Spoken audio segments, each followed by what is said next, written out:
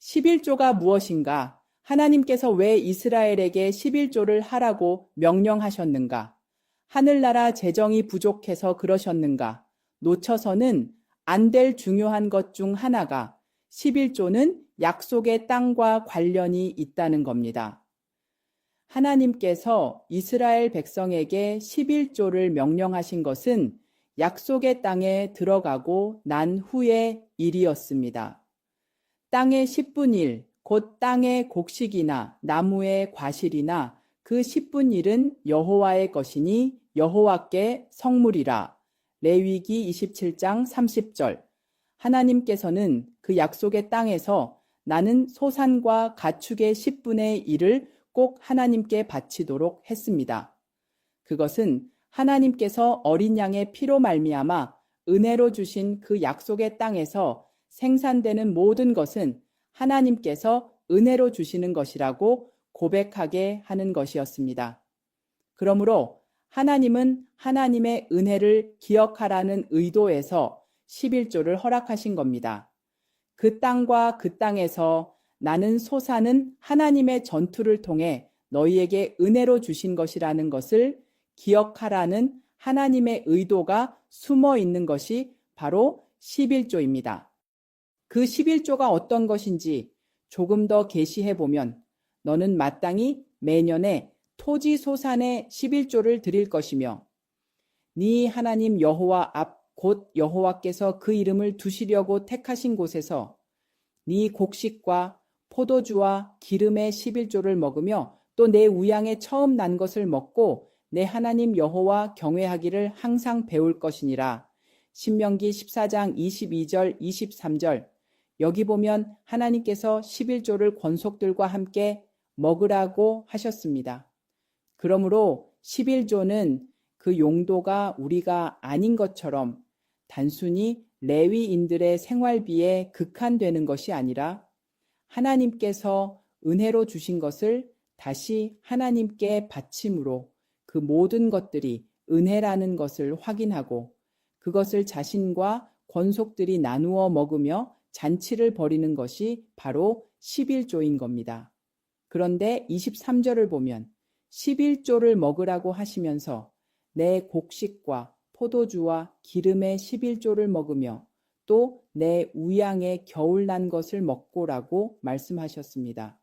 그러므로 11조라는 것은 우양에 처음 난 것, 즉 만물, 마디와 깊은 관련이 있음을 알 수 있습니다. 그렇다고 성경이 말하는 만물이 무조건 처음 난 것을 말하는 것은 아닙니다. 그들이 여호와께 드리는 첫 소산, 곧 제일 좋은 기름과 제일 좋은 포도주와 곡식을 내게 주었은즉 그들이 여호와께 드리는 그 땅 처음 익은 모든 열매는 내 것이니 내 집에 청결한 자마다 먹을 것이라. 민수기 18장 12절 13절. 이 구절은 하나님께서 레위인들과 제사장들의 분깃에 관해서 설명하시는 말씀이다. 알다시피 레위인들은 이스라엘 사람들의 11조로 그 분깃을 삼는 사람들입니다. 그런데 하나님께서 그들의 분깃을 첫 소산이라고 표현을 하시면서 곧 제일 좋은 기름과 제일 좋은 포도주와 곡식이라고 부연을 하셨습니다. 그러므로 이스라엘이 하나님께 바쳤던 것은 단순히 제일 처음 익은 곡식과 제일 처음 태어난 짐승이 아니라 가장 좋은 것이란 의미입니다. 거기에는 그렇게 가장 좋은 것도 하나님이 은혜로 허락하신 하나님의 것이라면 그 뒤에 별로 안 좋은 것들은 말할 것도 없이 모두 하나님의 것이라는 신앙 고백적인 내용이 담겨 있는 겁니다. 즉 만물은 단순히 첫 번째 태어난 것을 의미하는 것이 아니라 그 만물의 속에 있는 전체를 대표한 겁니다. 그러므로 11조는 하나님께서 하나님의 백성에게 허락하시는 세상 어떤 것과도 비교할 수 없는 가장 좋은 어떤 복을 대표하는 겁니다. 만물하면 대표적으로 생각나는 것이 무엇인가? 출애굽의 6월절입니다. 그러므로 이 11조는 6월절과도 아주 밀접한 관련이 있다는 것을 알 수 있습니다.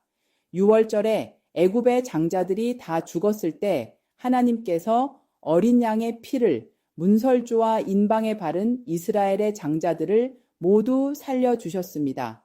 그리고는 이스라엘에게 내가 너희 장자들을 살려주었으니 처음 난 것은 사람이건 짐승이건 모두 내게 바치라는 명령을 내리셨습니다. 처음 난 자는 다 내 것임은 내가 애굽 땅에서 그 처음 난 자를 다 죽이던 날에 이스라엘의 처음 난 자는 사람이나 짐승을 다 거룩히 구별하였음이니 그들은 내 것이 될 것임이니라. 나는 여호와니라. 민수기 3장 13절. 오직 생축의 첫 새끼는 여호와께 돌릴 첫 새끼라. 우 양을 물론하고 여호와의 것이니 누구든지 그것으로는 구별하여 드리지 못할 것이며. 레위기 27장 26절. 이처럼 11죄는 유월절 어린 양에 의해 살아난 처음 난 것, 마디들의 대신이란 의미가 들어 있습니다. 그렇게 하나님께 바쳐질 만물에 대한 명령은 이미 출애굽기에서부터 주어졌습니다. 여호와께서 너와 내 조상에게 맹세하신 대로 너를 가나안 사람의 땅에 인도하시고 그 땅을 내게 주시거든. 너는 무릇 초대생과 내게 있는 생축의 초태생을 다 구별하여 여호와께 돌리라. 수컷은 여호와의 것이니라. 나귀의 첫 새끼는 다 어린 양으로 대속할 것이요. 그렇게 아니하려면 그 목을 꺾을 것이며 너의 아들 중 모든 장자된 자는 다 대속할지니라. 장래에 네 아들이 내게 묻기를 이것이 어쩌미냐 하거든. 너는 그에게 이르기를 여호와께서 그 손의 권능으로 우리를 애굽에서 곧 종이 되었던 집에서 인도하여 내실세. 그때에 바로가 강팍하여 우리를 보내지 아니하마에 여호와께서 애굽 나라 가운데 처음 낳은 것을 사람의 장자로부터 생축의 처음 낳은 것까지 다 죽이신 고로 초태생의 수컷은 다 여호와께 희생으로 드리고 우리 장자는 다 대속하나니. 출애굽기 13장 11절 15절. 하나님께서 나귀는 그냥 안 받으시겠다고 하셨고 나귀는 어린 양으로 대신 바치라고 하셨습니다. 만일 그 나귀를 대신할 어린 양이 없으면 나귀는 목이 꺾여 죽게 됩니다. 이게 무엇을 상징하고 있는가? 우리 죄인들은 우리를 대속하신 어린 양이 없었다면 모두 목이 꺾여 죽을 수밖에 없는 운명이었다는 것을 보여주는 겁니다. 이렇게 만물은 어떤 것을 대표하며 대신하는 대속의 효능이 있는데 11조가 바로 그것을 내용으로 담고 있습니다. 그런데 하나님께서 이스라엘의 장자들 대신에 한 지파를 선택하셔서 전체 이스라엘 지파를 대표해서 장자로 삼으셨습니다. 그게 레위 지파입니다. 레위 지파는 하나님께 전체 이스라엘을 대신해서 바쳐진 대속물이기 때문에 약속의 땅에서 기업을 받지 못합니다. 그래서 이스라엘에는 야곱의 12아들 중 요셉의 2아들이 각각 한 지파씩을 이루었기 때문에 원래 이 므낫세와 에브라임 지파를 포함하면 13지파임에도 불구하고 레위 지파는 약속의 땅에서 지파로서의 이름을 상실해 버리기 때문에 이스라엘은 12지파가 된 겁니다. 그러므로 레위 지파는 나머지 12지파를 대신해서 하나님을 섬기는 희생 제물로 바쳐진 겁니다. 여호와께서 또 모세에게 이르시되 이스라엘 자손의 처음 난 남자를 1개월 이상으로 다 계수하여 그 명수를 기록하라. 나는 여호와라. 이스라엘 자손 중 모든 처음 난 자의 대신에 레위인을 내게 돌리고 또 이스라엘 자손의 가축 중 모든 처음 난 것의 대신에 레위인의 가축을 내게 돌리라. 민수기 3장 40절 41절. 그러므로 레위 지파는 이스라엘 전체를 대표해서 하나님께 바쳐진 대속물인 겁니다. 하나님은 이스라엘 전체를 하나님의 장자로 여기시고 그들을 애굽에서 건지셔서 하나님의 자녀를 삼으시겠다는 교회를 향한 하나님의 구속의 약속을 어떻게 이루실 것인지를 레위인들을 이스라엘의 장자로 삼으셔서 하나님을 섬기게 하시는 것으로 모형으로 보여주시는 겁니다. 한 대속물이 하나님께 바쳐짐으로 나머지가 전부 복을 받게 되는 원리, 바로 예수 그리스도를 통한 구원을 그림으로 보여주시는 겁니다. 너는 바로에게 이르기를 여호와의 말씀에 이스라엘은 내 아들 내 장자라. 출애굽기 4장 22절. 분명 이스라엘 전체를 장자라고 부르셨습니다. 레위 지파만이 아닙니다. 레위 지파는 그 전체 이스라엘을 대표하고 있는 장자들인 겁니다. 이렇게 레위 지파 속에는 처음 난 것은 모두 하나님의 것이라는 장자의 개념과 어떤 무리를 대표하여 대속하는 만물의 개념이 겹쳐 있습니다. 그러므로 레위 지파는 전체 이스라엘 민족의 11조로 하나님께 드려진 겁니다. 즉 11조는 하나님께서 약속의 땅에서 이스라엘에게 하나님의 은혜를 기억하게 하려는 의도에서 명령하신 율법입니다. 하나님의 전적인 은혜로 복을 받은 이스라엘이 그 하나님의 은혜에 대한 확실한 신앙 고백으로 11조가 드려지는 겁니다. 그리고 온전한 11조가 하나님께 드려졌을 때 하나님은 하나님을 알아보고 인정하며 순종하는 그것을 기뻐하시며 이스라엘에게 복을 부어주시는 그러한 복의 순환을 11조가 담고 있습니다. 마찬가지로 레위 지파도 하나님께서 이스라엘의 은혜로 복을 주셨으며 또 주실 것이라는 것의 표징으로 하나님 앞에 드려진 지파인 겁니다.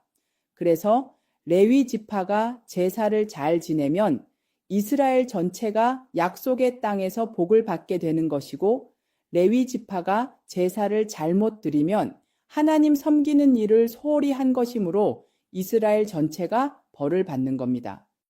그러므로 11조는 하나님께 바쳐진 제물임과 동시에 자신이 대표하고 있는 사람들의 죄를 대속하는 제사를 지내는 제사장의 역할을 동시에 포함하고 있습니다.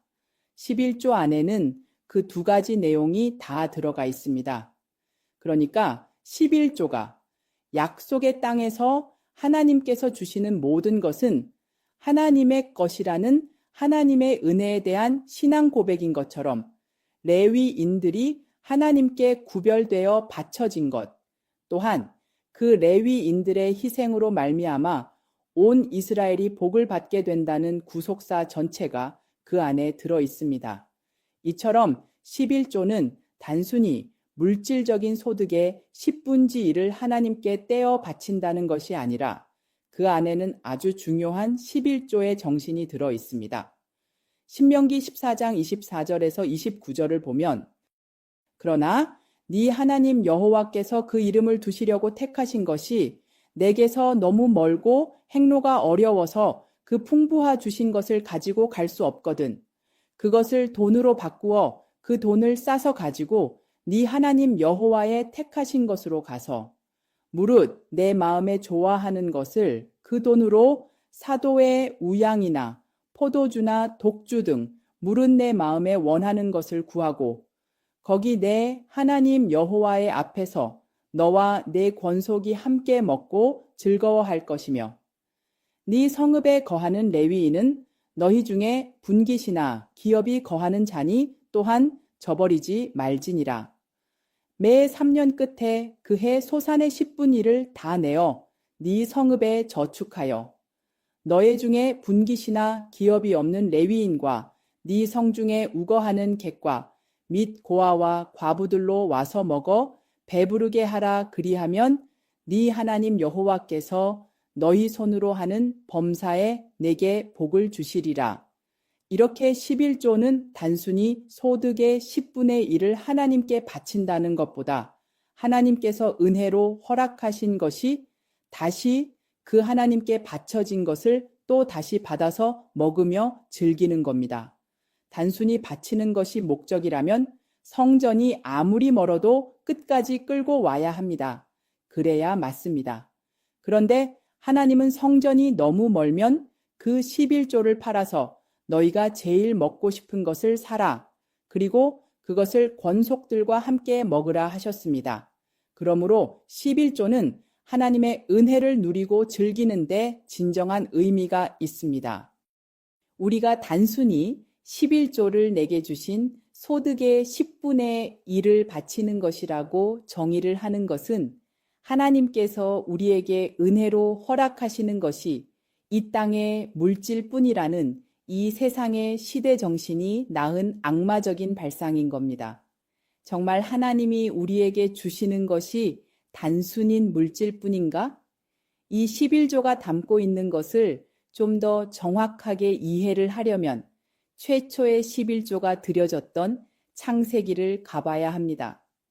아브람이 그 조카에 사로잡혔음을 듣고 집에서 길리고 연습한 지 318인을 거느리고 단가지 쫓아가서 그 가신을 나누어 밤을 타서 그들을 쳐서 파하고 다메색 좌편 호박까지 쫓아가서 모든 빼앗겼던 재물과 자기 조차롯과 그 재물과 또 부녀의 인민을 다 찾아왔더라. 아브람이 그돌라오멜과 그와 함께한 왕들을 파하고 돌아올 때에 소돔 왕이 사회 골짜기 곧 왕곡에 나와 그를 영접하였고 살렘 왕 멜기세덱이 떡과 포도주를 가지고 나왔으니 그는 지극히 높으신 하나님의 제사장이었더라. 그가 아브람에게 축복하여 가로되 천지의 주제시오 지극히 높으신 하나님이여 아브람에게 복을 주옵소서. 너희 대적을 내 손에 붙이신 지극히 높으신 하나님을 찬송할지로다. 하마의 아브람이 그 얻은 것에서 10분의 1을 멜기세덱에게 주었더라. 창세기 14장 14절 20절. 최초의 11조가 등장하는 장면입니다. 소돔 왕과 고모라 왕과 아드마 왕과 스보임 왕과 소알 왕 이렇게 5나라의 연합군이 엘람 왕, 고임 왕, 시날 왕, 엘라살 왕 이렇게 4나라의 연합군과 전쟁을 했습니다. 그 와중에 소돔에 살던 아브라함의 조카 롯이 잡혀가게 되었으니 그 소식을 들은 아브라함이 집에서 키우던 사병 318명을 데리고 그 4나라 국가 연합군 수만 명을 무찌르고 롯을 구해왔습니다. 그 전쟁은 어느 뭐로 보나 아브라함이 이길 수 있었던 전쟁이 아니었습니다. 그 전쟁은 하나님께서 함께 하셔서 이긴 전쟁이란 사실을 아브라함은 알았습니다. 그런데 돌아오는 길에 살렘 왕 멜기세덱을 만났습니다. 성경은 그 사람을 살렘 왕, 즉 샬롬 왕, 평강의 왕이라고 부릅니다. 그리고 그는 지극히 높으신 하나님의 제사장입니다. 그가 떡과 포도주를 가지고 나와서 아브라함을 축복했습니다. 떡과 포도주, 제사장, 축복, 언뜻 떠오르는 분이 있습니다. 그 멜기세덱이 천지의 주제시오 지극히 높으신 하나님이여 아브라함에게 복을 주옵소서 그랬더니 아브라함이 그 멜기세덱에게 11조를 바쳤습니다. 아브라함의 그러한 행위는 이 모든 것은 당신의 덕택입니다. 라는 고백입니다. 그 말은 이 전쟁은 당신이 이기게 해준 것입니다. 라는 고백입니다. 그래서 자신의 소유의 10분의 1을 멜기세덱에게 바친 겁니다. 그것을 어떻게 알 수 있는가? 시편 110편에 나와 있습니다. 그런데 창세기 본문을 보면 그 멜기세덱 왕은 왕이면서 제사장이라고 한다. 원래 왕은 힘을 가지고 전쟁을 치르고 정치를 하는 사람이고 제사장은 뒤에서 그 왕의 승리를 위해 제사를 지내고 기도를 하는 사람이다. 그런데 그 살렘 왕 멜기세덱은 왕이면서 제사장이다. 그 말은 그 살렘 왕 멜기세덱은 제사장의 일, 즉 제사를 지내는 것 자체로 왕의 역할을 하는 사람이란 뜻이다. 그러므로 그는 힘으로 전쟁을 하고 다스리는 사람이 아니라 하나님께 제물을 바쳐 제사를 지내는 것 자체로 승리를 이끌어내고 왕국을 다스리는 자라는 뜻이다. 그게 누구인가? 거기에 대한 답이 시편 다윗의 시에 있다. 여호와께서 내 주에게 말씀하시기를 내가 내 원수로 내 발등상 되게 하기까지 너는 내 우편에 앉으라 하셨도다. 여호와께서 시온에서부터 주의 권능의 호를 내어 보내시리니 주는 원수 중에서 다스리소서. 주의 권능의 날에 주의 백성이 거룩한 옷을 입고 즐거이 헌신하니 새벽 이슬 같은 주의 청년들이 죽게 나오는도다. 여호와는 맹세하고 변치 아니하시리라 이르기를 너는 멜기세덱의 반차를 조차 영원한 제사장이라 하셨도다. 주의 우편에 계신 주께서 그 노하시는 날에 열왕을 쳐서 파하실 것이라. 시편 110편에서 하나님께서 다윗을 데리고 전쟁을 하셨습니다. 그런데 다윗은 그 전쟁의 승리는 주의 우편에 계신 주님, 그러므로 예수 그리스도의 전쟁이며 그분이 반드시 열왕을 쳐서 파하고 승리하신다는 고백을 했습니다. 그런데 그분이 어떤 분이신가 하면 멜기세덱의 반차를 좇은 영원한 제사장이시라는 겁니다. 그러므로 하나님 우편에 앉아 계신 예수 그리스도께서 창세기의 멜기세덱과 같은 일을 하신다는 겁니다. 즉, 창세기의 멜기세덱은 십자가라는 제사로 영원한 승리를 만들어내시는 왕이요, 제사장이신 예수 그리스도를 상징하는 인물입니다. 그러므로 11조 자체가 바로 예수 그리스도의 십자가임을 알아야 합니다.